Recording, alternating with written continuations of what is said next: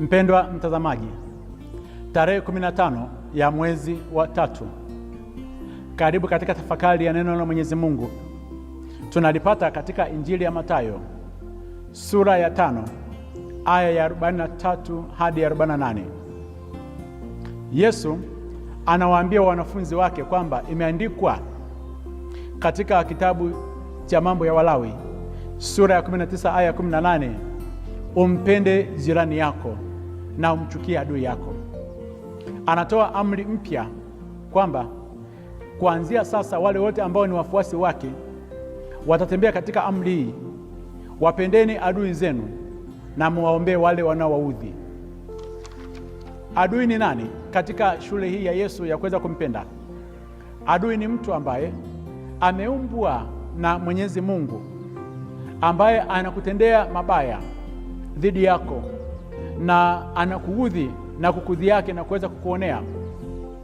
Mfano katika Biblia ya watu ambao walipita katika uadui mkubwa alikuwa ni Mfalme Daudi. Mfalme Daudi alichukiwa sana na Mfalme Sauli. Huyu Mfalme Sauli alikuwa ni adui kwa Daudi, alijaribu kuweza kumuua mara kadhaa. Hivyo basi, katika habari hii Daudi, katika nyakati hizo ambazo alikuwa amechukiwa na Mfalme Sauli, hakuweza kumtendea mabaya, hakuweza kumlipiza. Hata alipokuwa amepata nafasi ya kuweza kumuua, Daudi hakunyosha mkono wake katika kuweza kumwangamiza huyu aliyekuwa adui yake Sauli.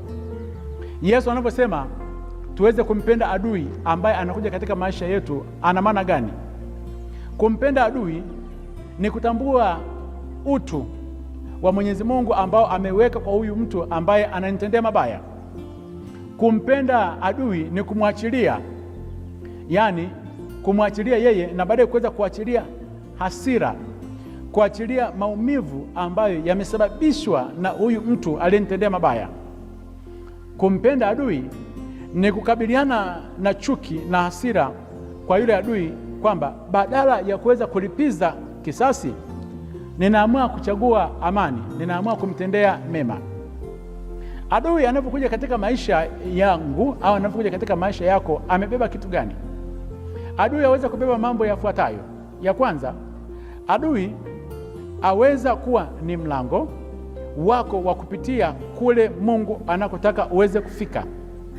Narudia tena, adui anapokuja katika maisha yako, adui ni mlango wako wa kupitia kule Mungu anataka uweze kufika. Tuangalie katika Biblia takatifu, wana wa Israeli walipokuwa Misri, Farao alipoibuka, aliyekuwa hamjui Yusufu, alipokuwa anawatesa, taifa zima la wana wa Israeli walilia mbele za Mwenyezi Mungu kwa sababu mkono wa Farao ulikuwa ni mkubwa sana juu yao. Wakamwona kwamba Farao ni adui. Lakini kwa taarifa yako, Mwenyezi Mungu alimuinua Farao awatese wana wa Israeli, aweze kuwa adui yao, ili wana wa Israeli waweze kutoka Misri, waweze kuingia katika ile nchi yao ya ahadi ambayo imejaa maziwa na asali. Kwa lugha nyepesi, Farao alikuwa ni mlango kwa wana wa Israeli kuweza kupita ili kuweza kuelekea katika nchi yao ya ahadi. Na asingeibuka Farao, wana wa Israeli wangebakia pale pale Misri, na leo hii tusingekuwa na habari za Yerusalemu ambako ndiko Yesu alikwenda kufa akamwaga damu yake. Mwanadamu awaye yote yule hawezi kuzuia mpango wa Mwenyezi Mungu juu ya maisha yako.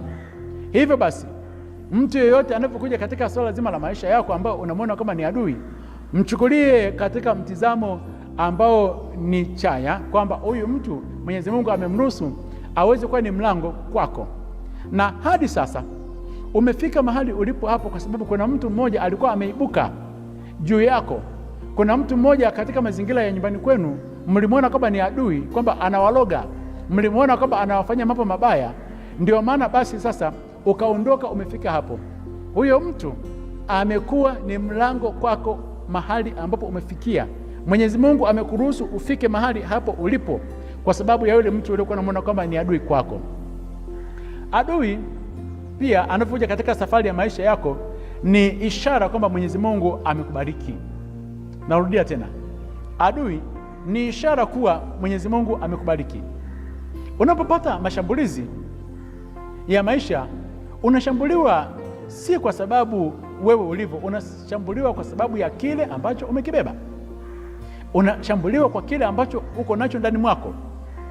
Mti wenye matunda ndio unaopigwa mawe. Mti ambao umebeba maembe ndio unaorushiwa mawe. Hawarushi mawe kwenye mti kwa sababu ni mti, bali kwa sababu ya yale matunda yaliyopo. Yusufu alichukiwa na ndugu zake, si kwa sababu alikuwa ni Yusufu, kwa sababu ya kile ambacho alikuwa amekibeba, maono yake. Unashambuliwa si kwa sababu nyingine, bali kwa sababu ya kile ambacho umekibeba ndani mwako. Yaani unashambuliwa kwa sababu ya vipaji vyako. Unashambuliwa, adui ameibuka kwa sababu ya uweza wako, cheo chako, maono yako uliokuwa nayo, kupendwa kwako na kukubalika kwako katika jamii. Hivyo basi, kama adui amekuja kuibuka kwako kwamba ni ishara kwa Mwenyezi Mungu amekubariki, mpende adui, kwa sababu kuna vipaji vingine, uweza wako mwingine umetambua kwa sababu ya baadhi ya watu wengine ambao walikuwa wamekuchukia. Mpende huyo adui kwa sababu umetambua baraka ambazo Mwenyezi Mungu alikuwa ameziweka ndani mwako. Yesu anapoendelea katika sehemu nyingine ya shule yake anasema, waombeni wale wanaowaudhi. Nini maana ya kuweza kuwaombea wale wanaowaudhi? Omba kwa ajili ya mtu ambaye amekufanyia mabaya. Hapa unakuwa umepiga hatua moja kubwa sana kiroho, kwa sababu katika maisha ya kiroho wewe uko upande wa Mwenyezi Mungu. Huyu mtu ambaye anayekuudhi yuko upande wa adui. Kwa hiyo kama wewe ni mtu wa Mwenyezi Mungu na huyu mtu anayekuudhi yuko upande wa adui, yeye ameshapata katika mafunzo haya ya kuweza kuwa adui, kumfanyia mtu mwingine mabaya. Hivyo basi, nguvu za Mwenyezi Mungu ambazo zina uwezo zaidi kuliko hisia zetu, zikiingia ndani mwangu, zitanifanya mimi niweze kumwombea huyu, kwa sababu hajui yale anayoyafanya. Yesu akiwa pale msalabani aliweza kuwaombea wale wote ambao walikuwa wamemvua nguo zake mbele ya marafiki zake. Aliweza kuwaombea na akatamka msamaha. Kwa nini? Kwa sababu alikuwa ni mwana wa Mwenyezi Mungu, na kwa sababu ya kuweza kuwaombea wale maadui zake, ndio maana basi kila mmoja sasa hivi amemfuata Yesu ambaye ni mwema. Pia Shemasi Stefano aliweza kuwaombea wale wote ambao walikuwa wanampiga kwa mawe mpaka hatua ya mwisho, na maombi ambayo alikuwa ameyafanya wakati alipokuwa anauawa ndio yale ambayo yalikuja kumfanya huyu Paulo Sauli aweze kuja kuongoka. Kwa nini tunashindwa kuweza kuwaombea wale wanaotuudhi? Kwa sababu tunakosa uelewa ni kwa nini mtu fulani amenitendea jambo hili, yaani kwa nini fulani amenifanyia hivi. Ukishindwa kuweza kuelewa sababu za tabia ya huyo mtu kukuletea maudhi, utajikuta unakabiliwa na ukosefu wa huruma. Ukielewa historia ya huyo mtu ambaye amekuletea maudhi, amekufanyia mambo ambayo ni mabaya, hakika hutashindwa kuweza kumsamehe na kuweza kumwombea, kwamba wakati wa udogo huyo mtu alikataliwa, aliacha akiwa bado ni mtoto mdogo, hakupata upendo wa baba, hakupata upendo wa mama, roho ya usaliti ikaingia ndani mwake, hakupendwa. Ndio maana hadi kwake sasa hivi kupenda ni msamiati. Hakupata upendo huo, hivyo inakuwa ni vigumu sana kwake kuweza kupenda, kwa sababu hakuonyeshwa mambo hayo wakati mdogo. Huyo ni mwathirika, ndio maana anakufanyia wewe mambo ambayo ni mabaya. Right, ungetambua magumu aliyokuwa ameyapata wakati wa udogo wake, ambaye anakuja kuyafanya sasa hivi katika hali ya ukubwa, huyo mtu muombee. Huyo mtu yeye ni mgonjwa, anahitaji huruma ya Mwenyezi Mungu tu, kwa sababu ukimkasirikia, ukimfanyia mabaya, huwezi ukawa umemsaidia huyo mtu. Na baadaye Yesu anakuja kutoa shule kubwa zaidi, kwamba kwa nini tuwapende hawa maadui zetu na tuwaombee wale wanaotuudhi. Anasema tunapaswa kufanya hivyo ili tuweze kuwa watoto wa Mwenyezi Mungu, na amesema kwamba tutakuwa wakamilifu kama Baba yetu wa mbinguni alivyo mkamilifu. Lengo la kuwapenda maadui na lengo la kuweza kuombea wale wanaotuudhi, ili tuweze kuwa wakamilifu kama Baba yetu wa mbinguni alivyo mkamilifu. Nini maana ya kuweza kuwa mkamilifu? Mkamilifu ni nani? Au ukamilifu ni nini? Ukamilifu katika vitu ni hali ya kitu kuwa kamili, yaani kinapofanya kazi ile na kusudi lile ambalo lilikuwa limepangwa. Mtu mkamilifu ni nani?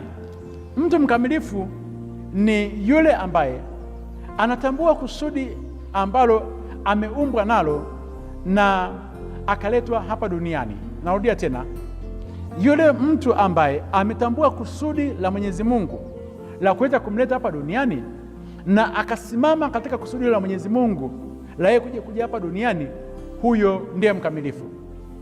Katika katekisimu yetu Katoliki inasema hivi: tu duniani kwa kusudi gani?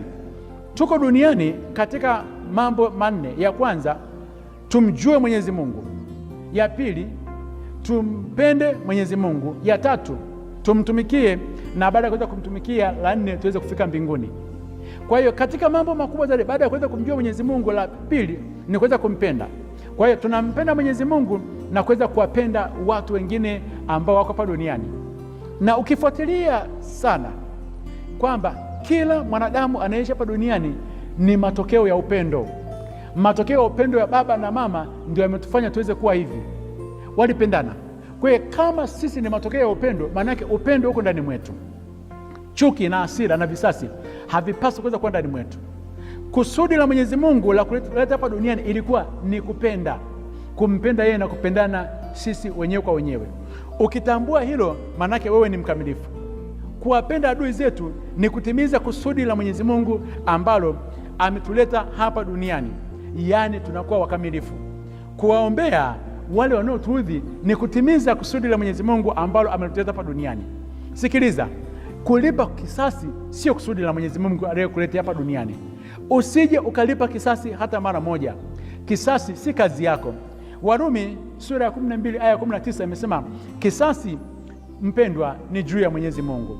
Na Biblia ambapo inavyotupatia masomo kama haya, inavyotupatia tabia ya Mwenyezi Mungu jinsi alivyo, inatufanya kwamba mazingira hapa duniani yaweze kuwa mahali pazuri pa kuweza kuishi.